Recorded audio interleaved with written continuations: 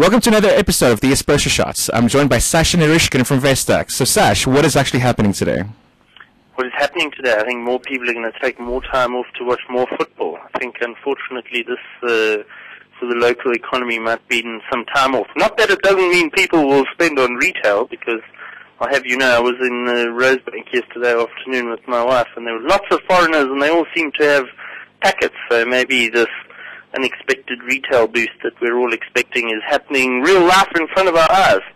The big news today, though, Roy, is a potential $1 trillion discovery by U.S.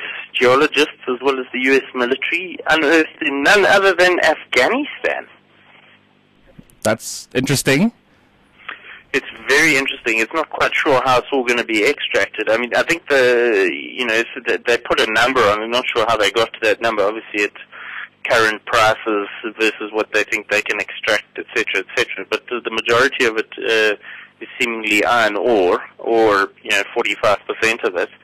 So that's making news. But I guess around the world, a certain rise in consumer sentiment in the U.S. and kind of a late rally in the U.S. Friday is pushing our markets higher, plus slightly better commodity prices. So that's what's pushing our markets slightly higher this morning. Nothing really exciting later. I did see also there was the UK government downgrading what they thought were their growth prospects, but not by much. So I see the pound's railing a little bit kind of post that.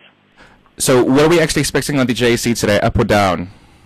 Well, it's very up for the moment. So if it's up nearly 1.75%, and heading back to nearly level pegging for the year. So another day like this tomorrow, and we'll be suddenly in the green again for the year. So it's been very, very choppy, and there are a lot of people still sitting on the sidelines, not knowing what to do and can't make up their minds, and that normally means kind of fewer participants, means volatility in the markets. Plus, there's also a small matter of the EU leaders, in particular Sarkozy and Angela Merkel, getting together later this afternoon to discuss what kind of measures or more measures that they can take. But some people are saying more regulation equals kind of less growth further down the line. So, maybe all these guys are going to have to ratchet down some of their kind of regulatory expectations in an attempt to be able to balance kind of growth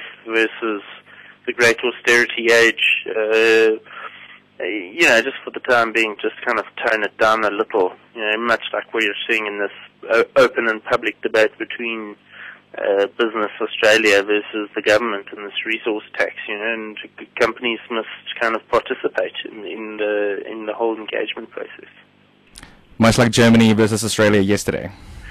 Yes, although I'm reminded that some of those goals scored by the Germans were by some people of Polish extract and even Brazilian extract. So therefore, go figure why we don't want to integrate people into our sports team. It's just a mystery to me, Roy.